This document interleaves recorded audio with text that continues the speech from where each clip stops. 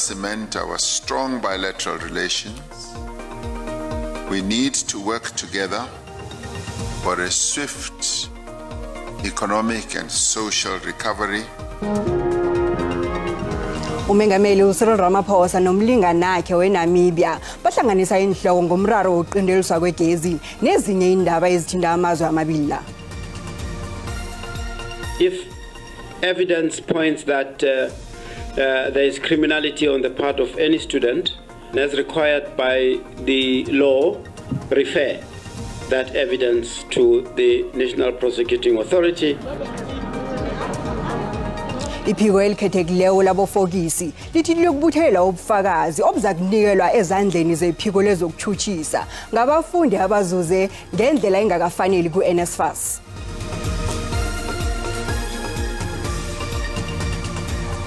Kwaba kuhle hle ukuhlanganiswa zindaba zesiNdebele lotshani.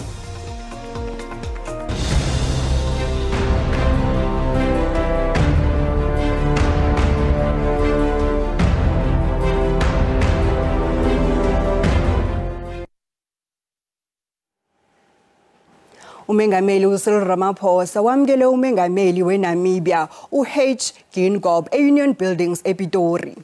Abaholi ababili aba bazokhuluma ngokuqinisa ubudlelwano phakathi kwamazwe amabili la.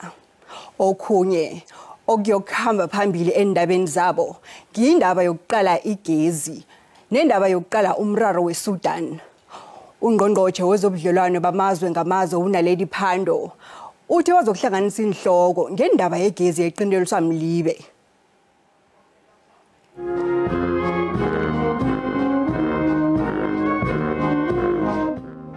Wamukelwe ngehahla umengameli weNamibia uH Geingob eUnion Buildings ePitori. Ivakatsho lakhe lingelokuqinisa urhwebelana phakathi kwamazwe amabili la. Umengameli wekhethu uCyril Ramaphosa uthi usazwakala umthelela wengogwana iCovid-19 enarhakazini yeAfrika. uRamaphosa uthi uzokufanele abaholi bamazwe eAfrika babamsane ukuthuthukisa impilo yabantu njengombana badosa nzima nje. The pandemic had a devastating impact on human health, livelihoods, economic activity, and it will take us some time before we fully recover. Therefore, as we further cement our strong bilateral relations, we need to work together for a swift economic and social recovery for our respective countries, but also for our region. Umengameli weNamibia ungusihlalo weSADC. Indaba ezokuqalwa khulu ngiyabaholi beAfrika ngendlela abaphethe ngayo. Umraro wegezi nokuthi bazokwenzana ukuletha ukuthula eSudan. Presence here today, together with the large delegation of government leaders, is a demonstration of the fact that President Ramaphosa and I will continue with the fight for socio-economic justice for our people. Just like South Africa, Namibia is a young nation going through the trials and tribulations of maturing constitutional democracy. Ungqongqothe wamazwe ngamazwe uNaledi Pandor uthi umraro wegezi ubambe wonke amazwe weAfrika. The issue of green hydrogen and the hydrogen economy is a big opportunity for South Africa. We have a number of innovation centers, and we even have a HISA, which is Hydrogen South Africa, that government works very closely with and which has become a hub for the development of hydrogen fuel cells. So I think in the hydrogen economy space, there's real opportunity for collaboration. Yesterday I promised the Minister in the Presidency of Namibia that I would be speaking to Minister Nzimande, who's responsible in this area, to ask whether it is possible to have some of the Namibian postgraduate students study at some of the key excellence centers we have in South Africa on hydrogen. Mengameli uthi South Africa izimisela ukusebenzisana neNamibia. Kusesenjalo iSouth Africa izokusolo ithembele elizweni leNorway njengenaga elisizo kiyo. Ungqongqothe wezobudlelwano bamazwe ngamazwe uNaledi Pandor wemkele ungqongqothe wendaba zangaphandle eNorway uAnniken Heidfeld evakatshweni lakhe ePitori. Ivakatshweli lihlose ukuqinisa ubudlelwano benarha embili ezi khulukhulu ngehlangothini lokuhwebelana amandla kunye nokusisa. Amazwe amabili la agidinga ubudlelwano bawo abuthoma ukusukela ngesikhathi sebandlululo begodu nangemva kwedemocracy asaragela phambili nokubumbana kunye nokuphumelelisa ituthuko yeSouth Africa. Norway has continued to play a very important role of cooperation. There are many areas in which we have partnerships and enjoy strong support from your government. Our two leaders have also collaborated in responding to the global health challenge of COVID-19 pandemic. We do marvelous work in the area of trade and economic relations, and Norwegian companies have been important investors in South Africa's economic agenda. Inowayithi iyaluthokozela ibumbano layo neSouth Africa. We can focus much more together on global health. We have been working on providing vaccines to people also in the global south, and that could be continued so we can be better prepared for the next pandemic. But also the oceans, where we are very dependent on the health of the oceans to fight pollution. Umhlangano lo wenze kanje iphasi solo lesalwa nemithelele emimbi efike nokulwa kweRussia neUkraine. Territorial integrity should be protected because this is a core for peace not only in Ukraine but also elsewhere. Amazwe amabili la athwenyekile ngobujamo beSudan. They have to lay down the arms so we can get people out. There's a terrible situation for ordinary people, for the Sudanese people, and both Norway and South Africa and very many other countries do have people inside Khartoum now, and they have to stay inside, some without food. Ungqongqoshe wobudlelwano bamazwe ngamazwe eSouth Africa pha uzwakalisa amazizo wakhe ngembizo ye-G7 ebanjelwe eJapan mhlapha nje ngemva kokuthi iJapan imeme i-African Union. With respect to the ministers' meeting, South Africa was not invited. Japan chose to invite the African Union chair, so a minister from Comoros attended the meeting. This was rather unusual in that South Africa has always been invited to G7 meetings, but of course a host chooses what they do. We cannot force ourselves on them. Nakusenjalo ungqongqoshe uPhando ulithokozele ivakatsho likaMengameli weNamibia wathi batho kulivakatshe bevele lifuneka. It's been a long time since we had a head of state of Namibia visit South Africa on a state visit. So we're thrilled to host President Geingob and his delegation. We're going to discuss matters of trade, and of course we'll discuss our region. We've just had a very successful AFCFTA forum with the private sector.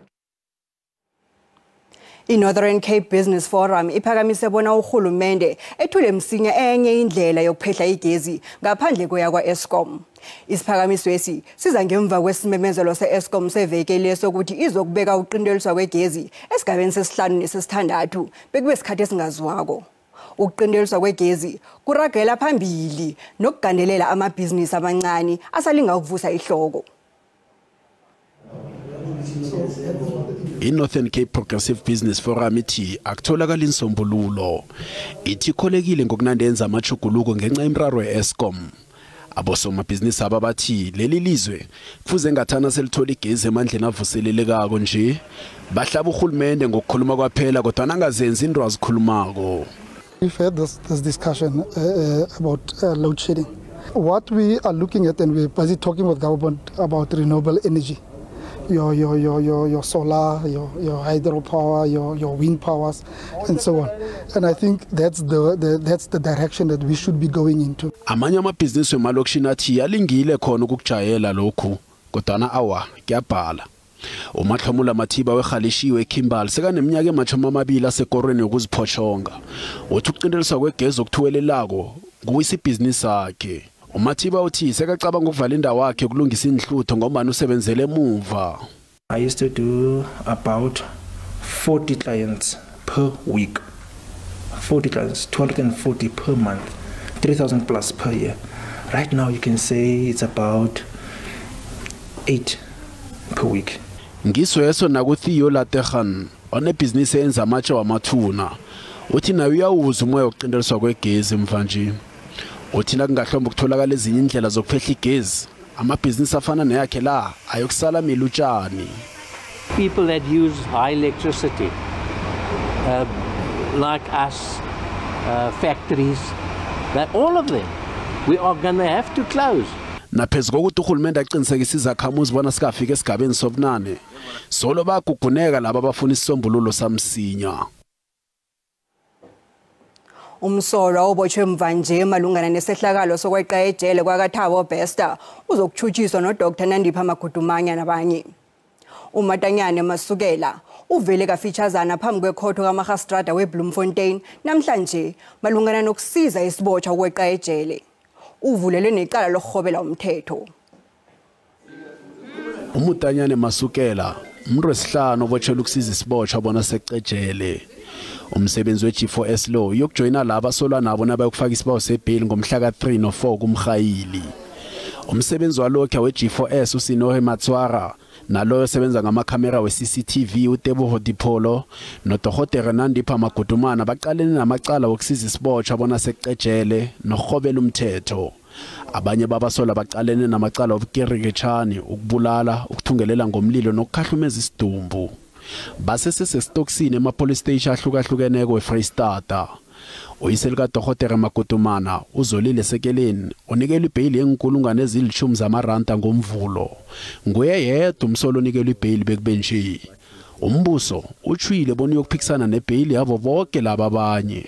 He is currently facing charges of assisting an inmate to escape from lawful custody and defeating the ends of justice. We made a request that the matter be postponed to 3 and 4 May, where you'll be joined with the others in their bail application.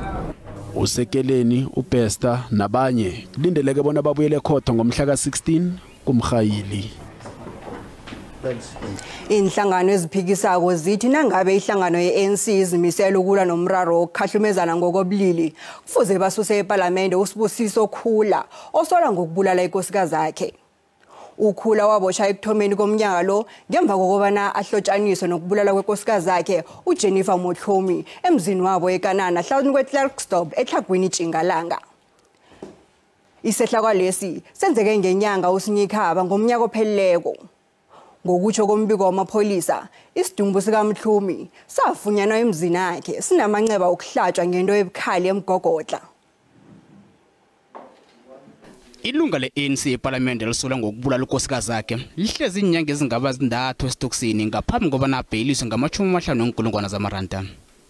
Ukhulu uthi usaselilunga leParliament bekubukela ihlangano yakhe ithatha igadango elitsha.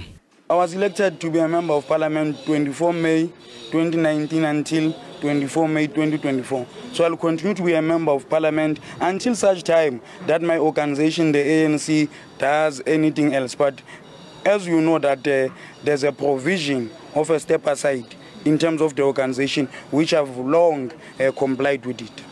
Nanyana kunjalo inhlangano eziphikisako zithi lokhu licala elithweswe ihlangano ebusako. It is totally unacceptable that Mr. Kula continues to enjoy the benefits of being a public representative at taxpayers' monies as he continues being a member of Parliament. If indeed the ANC is dedicated to the fight against gender-based violence, it should do the responsible thing and remove Mr. Kula from being part of its members of Parliament. We have the Parliament of South Africa that has failed to remove Kule as a member of Parliament. Since his arrest on murder charges, taxpayers continue paying his salary to date. That Speaker of Parliament has failed to exercise her powers to have Kule removed. And of course, there's not a single South African that can be shocked that the actual ANC caucus in Parliament has not removed Kule from the ANC parliamentary seat. i-ANC esifundeni ithi yathathela ukula igadango lomthetho wabo ukuthi ilunga lizijamisele iqadi nangabe litholakala linecala ngezenzo eziphambana nokulunga. We have since wrote to Comrades Busokula communicating the resolutions of our national conference with regard to step aside, and he has also responded to us through his lawyers and has agreed to step aside. So Comrades Busokula will no longer participate in the activities of the ANC in the province. So at the level of the province, we have already implemented that decision or that resolution. However, there's another process of the national caucus, which is run by caucus, I'm sure, in that space. Ukula kulindeleke bona abuyele kodwa kaMagistrato weOkni iveke zongelesithathu mhla ama-26. Ukuraga nokuyelelisa ngokukhahlumezana ngokomseme njengomana usihlabantangana kuyinyanga yokuyelelisa nje namhlanje sikhulumisana ne-clinical psychologist uWilliam Ngomezulu ngayo le ndaba. Baba Ngomezulu siyakwamukela endabeni zesiNdebele. Ngiyabonga kakhulu ma. Akhe singene engqondweni yomuntu okhahlumeza ngokomseme. Kuhle kusuke kufikeni kuye abe enze into enjengale. Kona mawuthula ubheka nje ukuthi kungasukela ekhaya ukuthi ukhule kanjani umntwana loyo. Into evamise ukwenzeka ukuthi i-exposure to violence iyamenza ukuthi umuntu ekugcineni akhule abesebenza izinto ezifana nalezi. Kodwa into esibheke kakhulu ukuthi kubazali izinto abazenzayo kubantwana ababa expose kuzo nokuthi nje sometimes you find ukuthi into evamise ukwenzeka kusuke ukuthi umuntu usuka nama personality disorder. Akhona ama personality disorder esiwazi njenge narcissistic, ilapho umuntu ukuthi ngendlela ayiyo ubona yena abaleke kakhulu kunabanye abantu to an extent ukuthi noma kwi relationship yonke into iba ngaye. Enye into mhlambe ekuthi ivamise ukwenzeka ukuthi ngendlela esikhula ngayo nangamasiko wethu nangendlela nje esikhulisa ngayo abantu ababesilisa abangamadoda kuvamisile ukuthi sibakhulise ngendlela ukuthi babe dominant or basiforce ebantwini abanye ngoba nje ukuthi umuntu uyindoda. Ngaleso sizathu into enzakalayo ukuthi noma sekuma relationships you find ukuthi nakhona lapho uzofuna ukuthi kube uye because you feel entitled ukuthi lento kumele ukuthi yenzeke. Kodwa ke indlela esibuka ngayo sema psychologist ukuthi usuke vele umuntu enqondweni adisturbekile angasi right enqondweni kusuke ukuthi kune disorder ekhona. Imvamisa futhi ukuthi ile ukuthi uthola ukuthi umuntu uye wahlukunyezwa ukuthi kukhona molestation eyake yenzeka before kuye that then ibese ilidela ekutheni ngokuthi ubezama yonke leminyaka naye ukuthi uzama ukuthi adile ngayo ekugcineni uthola ukuthi seka develop anger eningi ne hatred to an extent ukuthi agcine sokuthi naye sekahlukumeza abantu besifazane. Baba Ngomezulu, yini ebangela ukuthi abantu abakhahlunyezweko babhalelwe ukukhuluma? Ungacabanga nje ukuthi iSouth Africa iyonke kuma cases awu9 only one gets to be reported, and leyo futhi raise a question ukuthi kungani because ungabona nje ukuthi ifear iningi ukwethuka kuningi ulahlekelwa izinto eziningi mangabe ukuthi mhlawumbe uhlukunyeziwe uya report. Ngenzeka ukuthi uluze ifamily yakho, ngenzeka nasemphakathini usolwe kakhulu. Enye into futhi ukuthi mabe sohlukunyeziwe kunale shame ebakhona which is an internal process kuwe ekugcineni kuba sokuthi mangabe ngizokhuluma ngalento ngizoluzani ngiba exposed. Sometimes you find ukuthi abantu labo baya attackiwa futhi kakhulu where you find ukuthi there is what we call secondary victimization. Nalapho uthola khona ukuthi iperpetrator iya defendiwa to an extent yokuthi mangabe uzokhuluma kuba sengathi uwe owenza wrong kungasinjalo. Baba Ngomezulu, istigma sidlala yipi indima endabeni yokuthi abantu bangakhulumi? Mawubheka nje istigma kuyo yonke indawo iba indaba yokuthi mangabe ngingakhuluma kuyenzakalani ngami ikhona yini isupport kumphakathi na mangabe ngikhuluma i-relationship yami izobe isesekhona yini mangabe uthatha nje umuntu ukuthi ushadile mangabe ezokhuluma athi nangu ubaba wasendlini uye umuntu ongeze lento kuzoyenzakalani ngoba uzoathekiwa kuyo yonke indawo and lento ngendlela eyiyo akusukuthi nje abanye abantu bazothini kwesinye isikhathi kuba yile internal process ekhona kuwe ngoba in most cases into enzakalayo ukuthi umuntu uyasplitter ngendlela engayichaza ngayo kuba sengathi uyazi ukuthi kumele ube kwiside lendlela wena uhamba ngapha so every day ilento ozama ukuyenza noma izinto zezenzeka ezikhathameza emoyeni kukhuluma lo muntu lo ohlukumezekile kuqala kunalo muntu lo wena ocabanga ukuthi uyamazi so leyo internal process the conflict ihlala ikhona throughout elifeini and to an extent ukuthi mangabe kunjalo uyibona nakuwe ukuthi ikhathameza kangakanani ke mangabe usuthola ukuthi abanye abantu bayaku-attacka ngaleyo nto leyo ngoba kungenzeka ukuthi izinto eziningi ongaziluza ukuthi ngenzeka ukuthi ungasabi kuma relationship for example because kuyaziwa ukuthi into efana nale yenzekile kuwe then iraise nama questions futhi ukuthi uzoba nabantwana yini uyabona then kube khona nalento lokuthi uyi-inviteile uwosicelele ukuthi lento yenzeke kuwe so mangabe kwenzeka kanjalo you can realize ukuthi nje even nokureporter you stand to lose izinto eziningi kuze kube ngcono ukuthi usithulele okungasinto elungile ngempela I think it also talks to us njengabantu besilisa ukuthi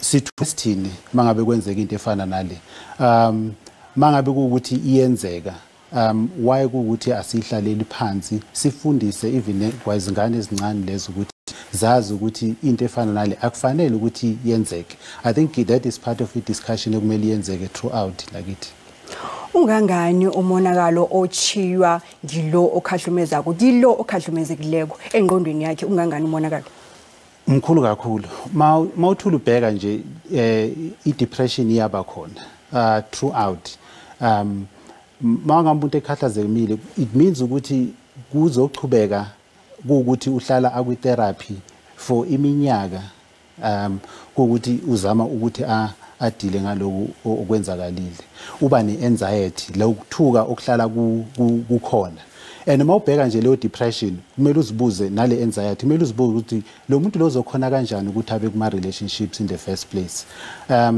kube khona lento esibiza ukuthi i-post traumatic stress disorder okuyi-PTSD la uthola khona ukuthi umuntu uba nama flashbacks akalali kahle ebusuku uthole nokuthi mhlambe lesithombe losisiloku siyabuya siyadlala la enqondweni ekugcineni into eyenzakalayo ukuthi isithunzi nesidima sakho nokuzazi kwakho kuyehla lento esibiza ukuthi self esteem ne confidence iyehla kakhulu usuke usulimele ngendlela edlulele ento emoyeni okuwukuthi nezinye izinto ezifana nokuthi ama mood disorders afana nabo bipolar mood disorders because we try ukudila ngale situation agcina nawo sewakhona as a result of i-trauma i-trauma edlulele kakhulu singayithatha kancane mhlambe mangabe ungayazi ukuthi into nje engadlula mhlambe mangabe yenzeke emndenini or kwifamily ucabanga ukuthi ngabanjwe i-meeting idlulwe mina I'm totally against even those meetings zenzeka even kuma families because siyazi ukuthi in most cases makuthiwa isimo esiso senzakele then ukuthiwa kubizwa i-meeting most of the time leyo meeting is about i-perpetrator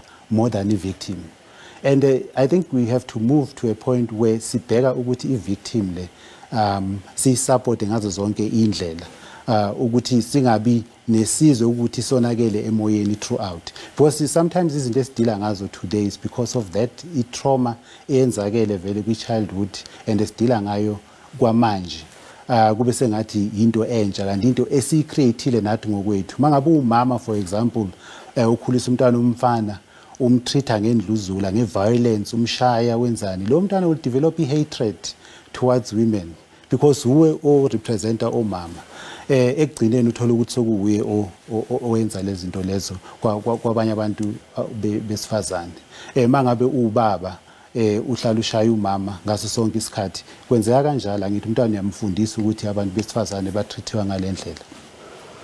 Baba Mngomezulu kuyavela ukuthi kaningi ukukhahlumezana ngokomseme kuvela ngaphakathi emndenini.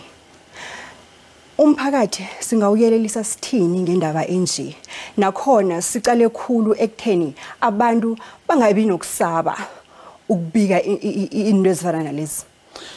Mina ngithanda ukusho nje ukuthi before sifika nasemphakathini mangabe uumzali ukhulisa umntwana mangabe ekhula umntwana uyamgeza uyamcheka kumele uhlale uvigilant ngaso sonke isikhathi ubheke futhi nendaba yokuthi umntwana ama behaviors wakhe mangabe sewa change zibuza ukuthi kwenzakalani ngalomntwana ungavele nje ube usuyathetha nje ungatry ukufind out ukuthi kwenzakalani because into eyenzakalayo ukuthi if umntwana for example esikolweni iperformance yakhe seya drop esikolweni sekaba nama behavioral problems sekaqala ukutshontsha sekaqala ukucamba amanga kakhulu that should indicate to you ukuthi ngathi ngikhulisa into engasi right la ithi ngumtholela usizo lo mntwana so kubalekile ukuthi mangabe ukuthi ama psychologists engekho muse kuma social workers abantwana kumele ukuthi asesiwe kubonakala ukuthi inkinga ikuphi siwumphakathi sisonke I think kumele kube iphathi ye discussion yethu yokuthi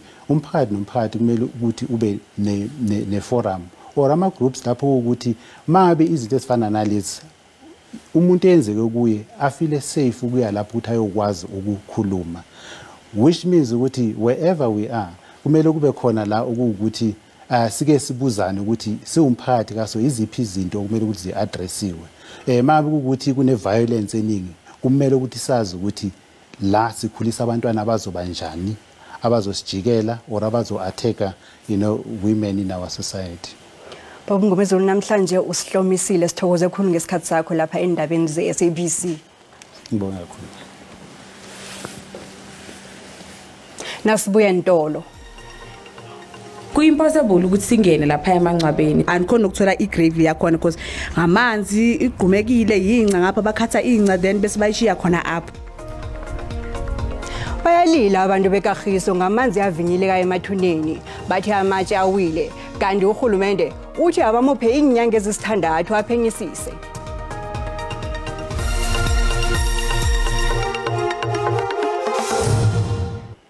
Umholi we-Action SA uHerman Mashaba umemezele ukuthi ihlangano yakhe iyokubamba iconference yokwakhiwa kwemithetho ngokukhukhula umungu wanonyaka nje. Umbiki indaba wethu ulapho. Abongile siyakwamukela endabeni zesiNdebele. I-Action SA ithi izokwenzani ngaphambi kweconference le?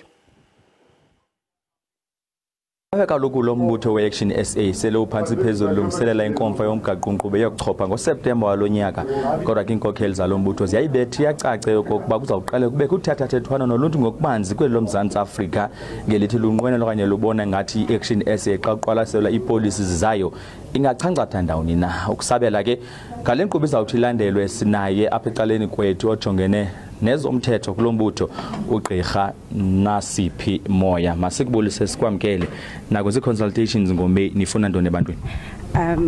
Masibulise kubo bonke emakhaya. So sizoqala ngalenyanga kaMeyi isinto esifunayo yobana amalungu e-Action SA azobethetha ne communities. So into esifunayo ba okokuqala members e-Action SA will have to feed into a process. Then once ilonto yenzeke sibathumela kwi communities apho bahamba becacisa kubameli belizwe ukubana izohamba kanjani inkqubo so that abantu ordinary citizens are able to also give us their views in terms of what is it abangakwazi abafuna ukuyibona ngokwe policies that Action SA ezidrivayo.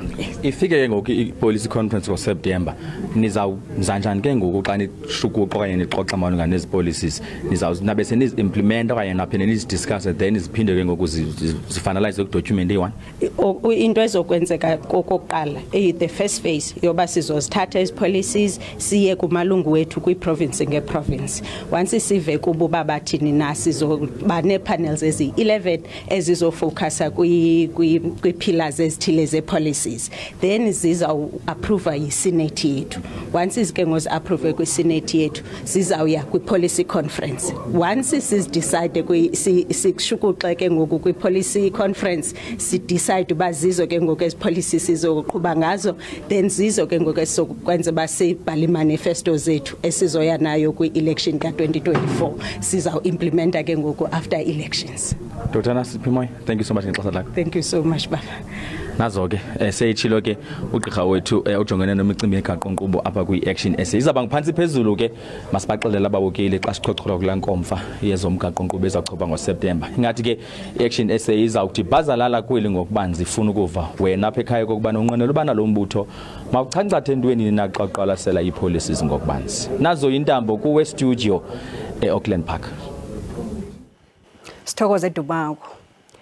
Izakhamuzi zeKagiso ziphatheke kumbi ngokuvinyeleka kwamanzi emathuneni wendawo leya. Abanye sebasaba ukuthi bazogcina balahlekelwa amathuna wemndeni yabo ngenxa yomonakalo obangwa amanzi la. Namatshe wamathuna afakwe emhlapha nje kuthi wasekayawa amanye ahlukana phakathi.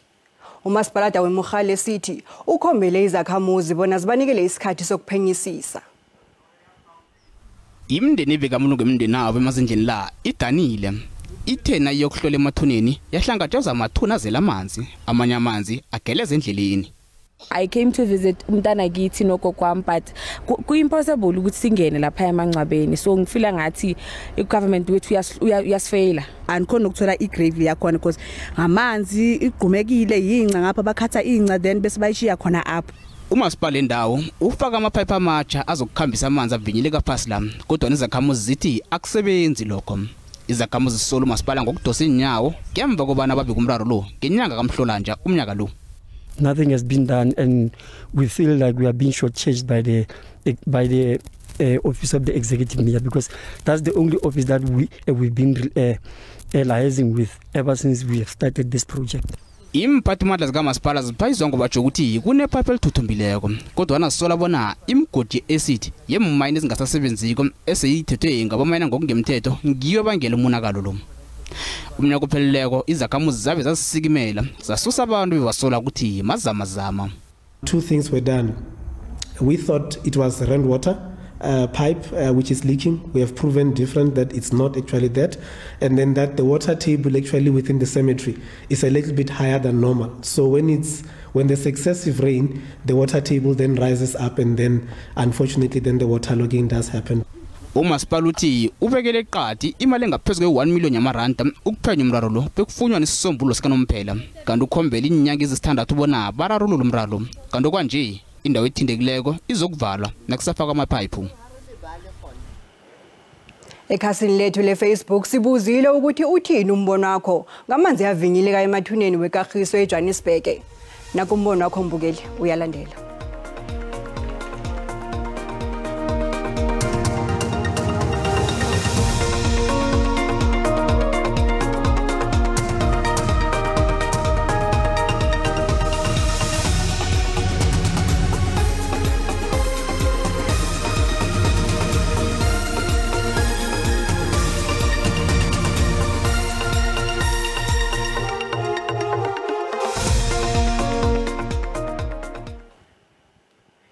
Isikhwama esisiza abafundi ngemali NSFAS swamkele umbiko wethulwe liphiko elikhethekileko eliphenyako iSIU, ikomiti echeja ama-account womphakathi weParlamente iScopa. iSIU ibike bona zinkulungwane ezima-40 zabafundi abathole imali ye-NSFAS ebengakafanele bayithole, kanti imali le ibalelwa ku-5 billion yamaranda. iSIU beyethula umbiko weParlamente phambi kwekomiti echeja ama-account womphakathi, yaveza bona lokhu kubangelwe ukubana abanye abafundi bazidlulise ngemininingwane emamala, kanti kwesinye isikhathi ama-yunivesithi abangela lokhu. Kanti ngezelele ngokuthi abafundi abazokuthola abanecala lokwenza ubulelesi bazokuthathelwa amagadango aqinileko. If evidence points that there is criminality on the part of any student, we will of course put together that evidence, and as required by the law, refer that evidence to the National Prosecuting Authority. Estatement nesikhutshiweko iNSFAS ithi ilwazi eliyalinikela iSIU begodu kulwazi leminyaka edlulileko yezifundo bekube ngo2019. Ithi lokhu kususela ezehlakalweni lapha abafundi banikela ngemniningwane emamali ukwenzela bona bathole imali yeNSFAS.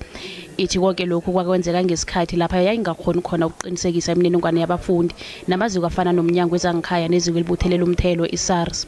Njenganje abafundi bayaqinisekiswa lokho nabazihlolisela ukuthola imali yeNSFAS ekuyinto yathoma ngo2020. iNSFAS ithi ilamukelo iqalondanzi leSIU lokuthola bonke laba abafuna ukuzuza kiyo ngokungemthetho. Ithi kholwa bona lokhu kuzokuba sifundo kulabo abafuna ukwenza ubukhohlakali ekuzokuthinta kumbi laba ekufanele bathole imali le. Kanti iNSFAS bese leyithomile ngamahlelo okubuyiswa kwemali ethole abafundi abangakafanele ukuyithola. iSIU nayithoma umsebenzi wayo wokuphenya indaba. Ngale kwalokho ithi iragela phambili nokuqinisa amahlelo ukuzihlolisa ukukhandela izehlakalo ezifana nalezi begodi ithi izokusebenzisana ngokupheleleko neSIU. Ngingonontokozo Sikhosana wendaba ze-SABC e-Auckland Park eJohannesburg. Ukuzwa ngokunabileko ngendaba le sikhulumisana nomkhulumi we-NSFAS uSilumezi Sikhosana. Baba Sikhosana siyakwamukela. Akwande. Kuhle nasithoma indaba le abafundi kufike njani ukuthi abafundi niphe imali abafundi abangakaqualify? Ke ngihlathulule kuhle sisithandeka ukuthi akusibafundi abangaka qualify, bafundi abanikele iNSFAS i-information ebabonisa njengabantu abaqualifyako.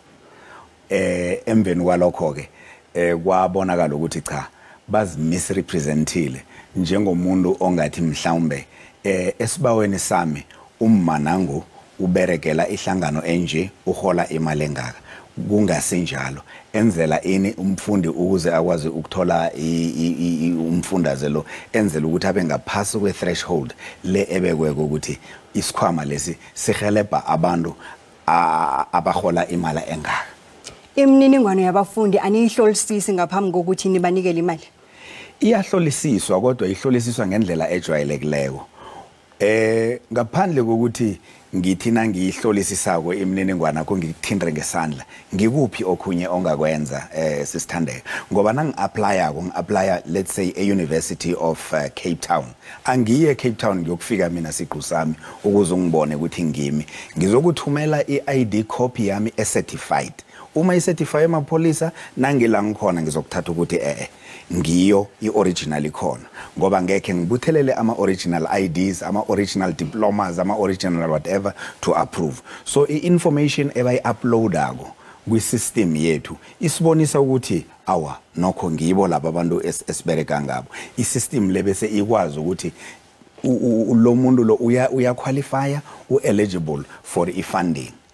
Kodwana ke esikubonileko sisithandeka kube ukuthi emva kwalokho emveni kwabo 2019 ake ngithi nje mhlambe ke ngilungise enye indawana ebonakale iphatlala jeke kumbi khulu ngoba isiveza thina siyiNSFAS njengabantu abakwamgadu uhlonywa ngezinri ukuthi abantu sebayazitapela i-report evezwe yi-SIU esiyamukelako thina i-report based kwi-information abayinikelwe ngithi hayi asebazithomela nje ngoba uzakukhumbula sisithandeka ukuthi before 2019 iNSFAS yakhe yathola i-administrator ngoba izinto bezingakhambi kuhle lapho.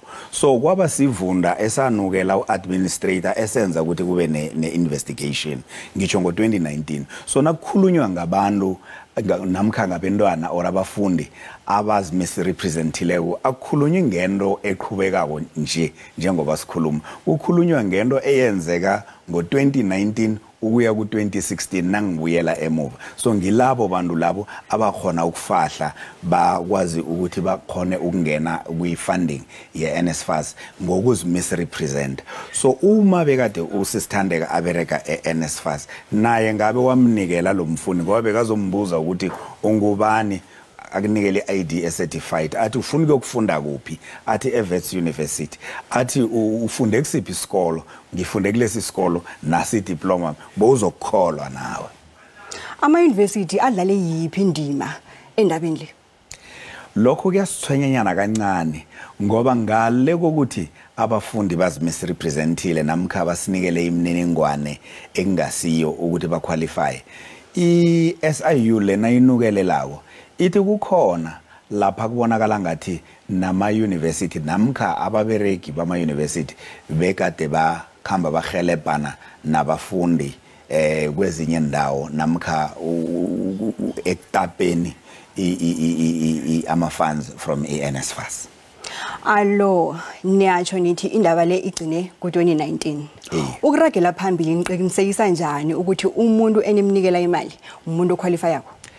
Sisithandeka ngikutshela nje imkhono wami le imanzi ngurumela siyabereka NSFAS esikwenzileko sithethe ama systems we NSFAS sawa integrator no SARS sawa integrator no SASSA sawa integrator no Home Affairs ongangokuthi namhlanje sinawuthi uya apply NSFAS uthi mina nginguthandeka mabona asizokuthatha nje ukuthi nguthandeka mabona njalo ngithi sizokubuza ukuthi unomzali na uyabereka na wadawa mina nginoma kuphela ubaba ngimazi ukuthi wayapi in i-Home Affairs izositshela ukuthi abazali bakho bobani mawuthi awa umzali wami uhola imali engaka incane imali amle ngeze ngakhona ukubhadela i150,000 to 200,000 per annum evets ukuthi mhlawumbe ngiyokufunda khona i-SARS izositshela ukuthi uyahola uleya mala nakathi yena uhola imali engaphasi kuka 350,000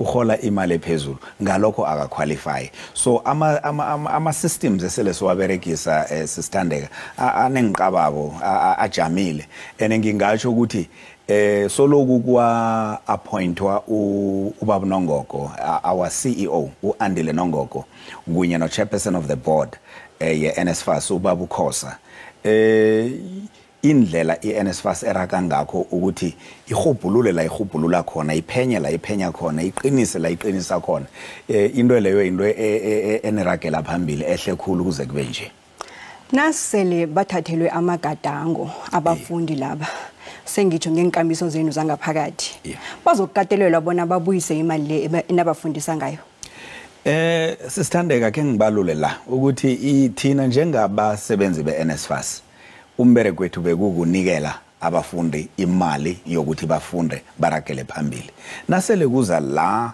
bakhwabanise khona babereka nabotsori nabokalajana benzani thina asisangeni khulu lapho lokho sesikupha iphiko elinamandla nekhono negunya lokuthi likuphenye lokho which is SIU kusho ukuthi ngamanye amagama sesiza kuzwa ngama law enforcement agencies ukuthi amaqala aza kuthweswa labo abazmisrepresentileko aberekwa njani alo abathayiji imali ekufanele iye ebantwini abaqualify yakho bayithayeja yona kancane kodwa ke ngiphosele ngepotweni apha i-food for thought abafundi esibasekelako ngemali ngomnyaka balinganiselwa emiliyonini over 800,000 manje laba abambandakanyeka ekutheni batape imali ngokungemthetho eNSFAS 40,000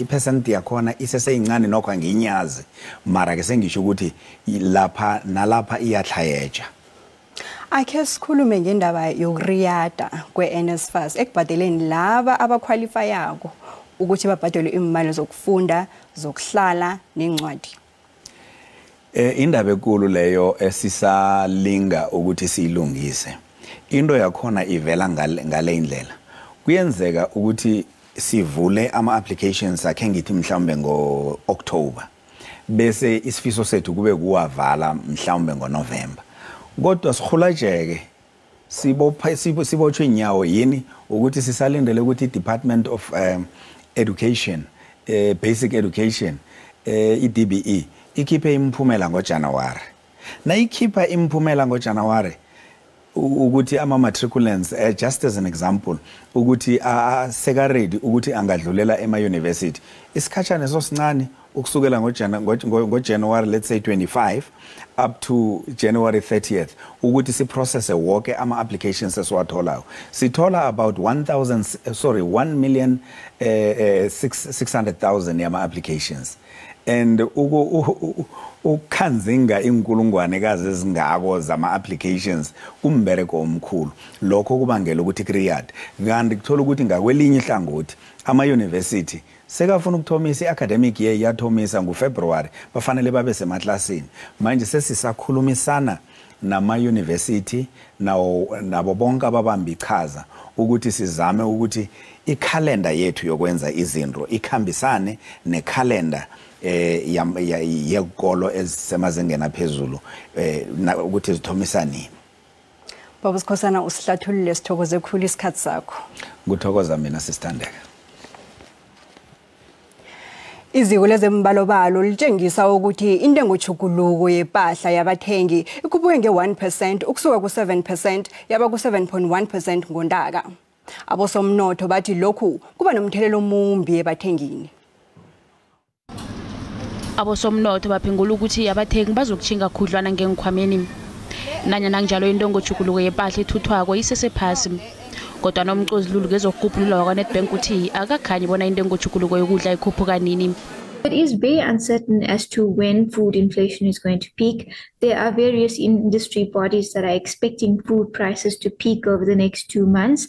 However, what we find is that this disconnect between lower imported food costs and higher local food costs, local operational factors, operations are more expensive given load shedding and the more expensive mitigants that companies are now using to produce food and other products. And so local factors we think are driving food costs and keeping them elevated for now. So it is difficult to say when food prices will peak and come down. Usomnotho kwa PwC uthi izinto ezenzeka ngaphandle sifana nepi Russia ne Ukraine nakho kunomthelela. We know that many of the suppliers are also facing the same pressures we are facing in terms of prices. So well, many for a long time they've been holding back, and I think many of them probably have been absorbing some of those costs. Now are facing a situation in which they have no choice but to pass those on to the consumer. Imali yokuthenga izindlu nenisetshenziswa zangekhaya ikhuphuka qobe nge4% kanti intengo chukuluko yenkhwelo namkha ipetrol ikhuphuka nge8.9% qobe eminyaka. If you do look at the numbers though and you strip out food and fuel and get to core inflation, we did see that was flatlined, so stayed at a steady 5.2%. Njengoba izinto zinje kuqalwe bona iReserve Bank erage nokukhuphula imali inzalo yemali ezibolekiswa zimbanka. Ngenyanga epheleleko imali inzalo ebolekiswa zimbanka ikhuphuke nge50 basis points yayokufika ku7.75%. Nangjalo abantu basala emhlagweni ziyanda nenkoleta ababhalelwa ukuphuma kizo.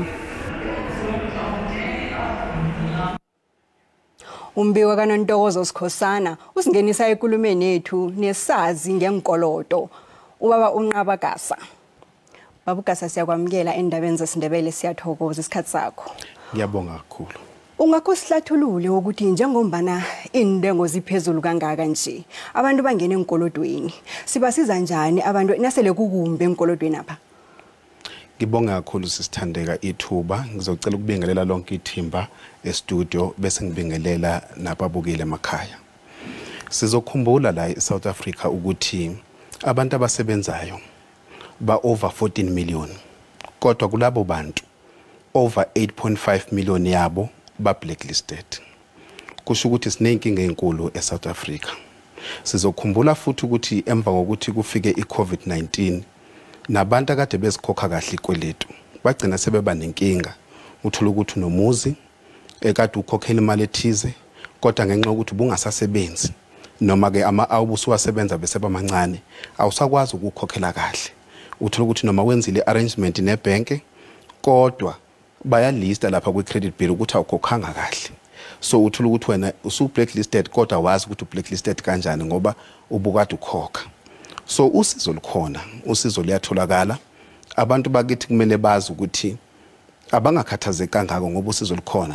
Uthola kanjani usizo? Ziningi indlela. Uyakwazi ukuthi izinto eziningi uzidisputele wena ngokwakho. I-information ikhona out there. Akhona ama companies afana nale engiphuma kuyo abantu abangakwazi ukuthi baxhumana nabo babasize. Kodwa ukujabulisa kakhulu ukuthi abantu bayakwazi ukuthi lezi zinto bazenzele bona ngokwabo uma ngabe bezothola ulwazi. Babugasa, ukuba blacklisted sikubalekela njani ngoba nasele umuntu blacklisted kusuke kukumbi khulu? Mangabe usu blacklisted sisi njengoba bese ngichazile ukuthi kumele uthole usizo. Okokuqala nje ngizokuchaza kubantu bakithi ukuthi kunama companies okuyiwona aphatha i-data yethu sonke njengoba singama consumers. Ama companies engikhuluma ngawo afana no Experian, uTransUnion, uCompuScan na XDS. So mangabe ungumsebenzi noma urana ibusiness lakho kubalekile ukuthi wena uwafune lama report uyakwazi ukuthi ungene ine number zakhona zikhona uma ungena kuma Google uyakwazi ukuthi uthole inumber bese uyabafonela. Okujabulisa kakhulu ukuthi ayikho imali oyikhiphayo ukuthola lama report. Uyafona ucela ukuthi bakunikeze i-report iyamahala. Every 12 months moy consumer unelungelo lokuthi ungazitholela i-report kuona wonke lama company sengwabalile. Mawuqeda ukuyithola ke report kumele uyifunde ubheke ukuthi ngabe lezi inkoloto zakho zilistwe ngendlela eyiyo na. Ngoba kuyenzeka ukuthi kune information engalistwanga ngendlela right because i-data le and ama computer nawo abana nama mistake. So kubalekile uma umuntu ukuthi uchecke mawuqeda ukuchecka bese uyafona udispute nawo lama companies. Nasele walile nofana udisputile. Yebo. I-step esilandela wonke siphi? Okay, okokuqala nje sisithandeke ngizokucacisa kubabukele emakhaya ukuthi izinto asifani.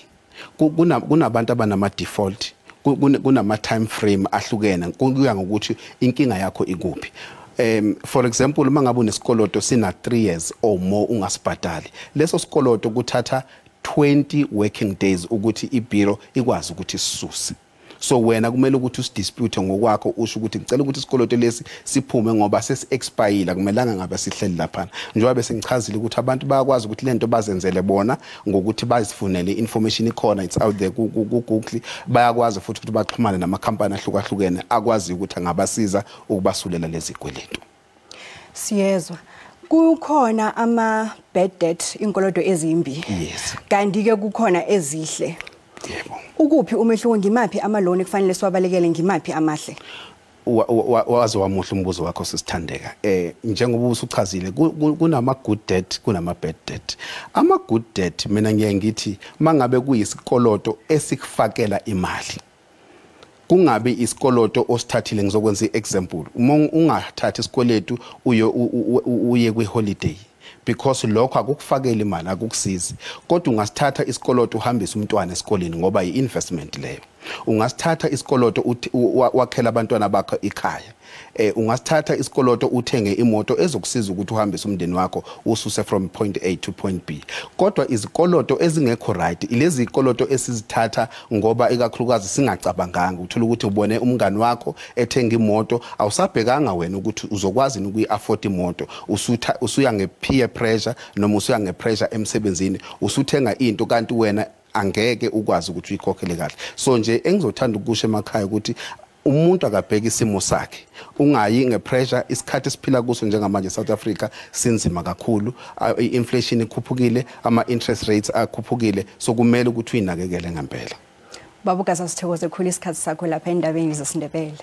Kubonga mina sisi. Siphela lapha indaba zethu zesiNdebele, siyabuya godu kusasa ku SABC. Nisale nokuthula.